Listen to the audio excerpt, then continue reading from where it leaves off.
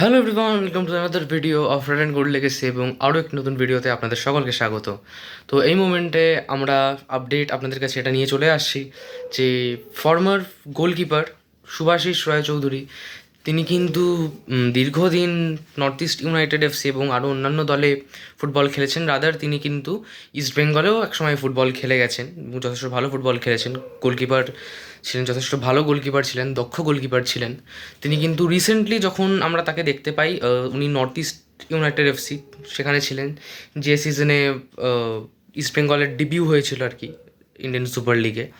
তো তারপরের হয়তো দুটো মরশুম আরও উনি ছিলেন এবং সেকেন্ড ইয়ারে যে সময় ইস্ট বেঙ্গলে কোচ ছিলেন স্টিফেন কনস্ট্যান্টাইন, আমি যদি ভুল না হয়ে থাকি, সেই সময় কিন্তু তাকে অ্যাজ আ ব্যাকআপ গোলকিপার নেওয়া হয়েছিল, কিন্তু তিনি মাঠে খেলার সময় পাননি বা তাকে সময় দেওয়া হয়নি, কারণ এজটা ডেফিনেটলি একটা ফ্যাক্টর ছিল।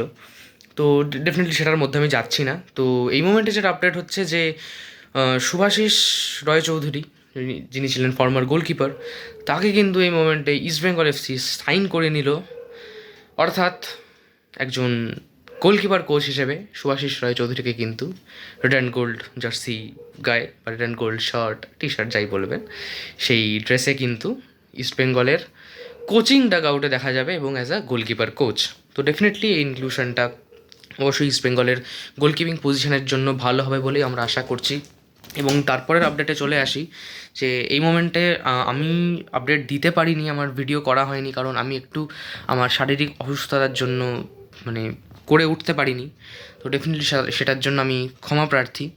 তো আপডেটগুলো আমি পরপর একটু দিয়ে রাখছি যেগুলো আমাদের পেজ থেকেই পোস্ট করা হয়েছিল। তো প্রথম আপডেট এটা যে দানিশ ফারুক, বরিস সিং, এনাদের কিন্তু আমরা ডিল ডান আগেই ঘোষণা করে দিয়েছিলাম আমাদের পেজ থেকে, এবং এখন কিন্তু ইস্ট বেঙ্গলের পেজ থেকে সেটা অফিসিয়াল যে দানিশ ফারুক, বরিস সিং তারা কিন্তু এখন রেড অ্যান্ড গোল্ড ফ্যামিলির মেম্বার।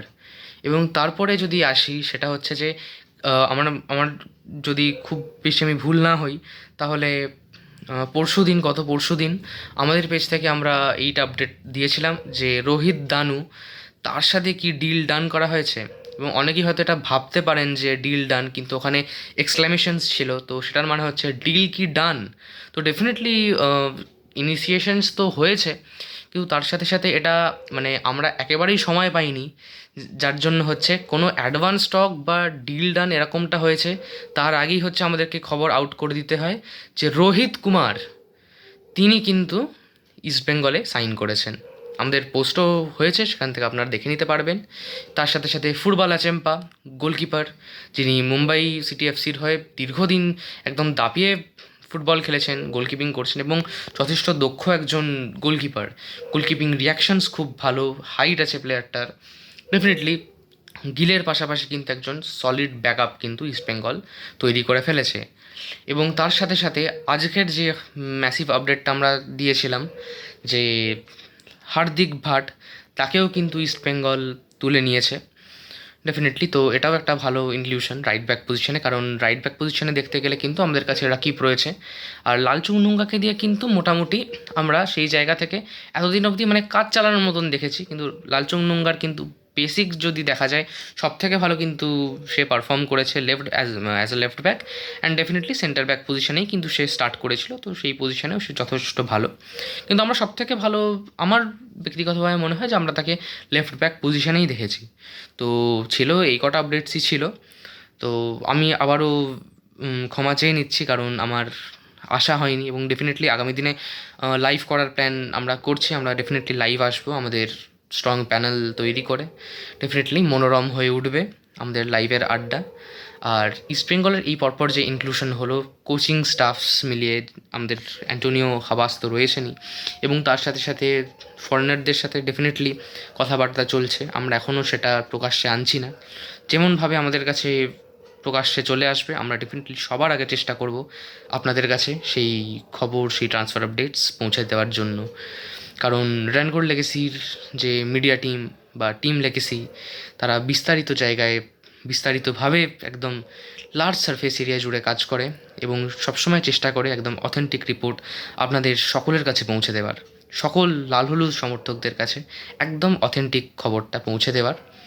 তো এখনও অবধি যে কটা ইনক্লুশন ইস্ট বেঙ্গল টিমে হলো, তো আমরা সবাই আশাবাদী যে আগের বারের থেকেও আরও শক্তিশালী দল হবে এবং এই টিমে যত ভালো ভালো ইনক্লুশনস হচ্ছে আস্তে আস্তে ডেফিনেটলি আরও মাঠে ফুল ফোটাবে।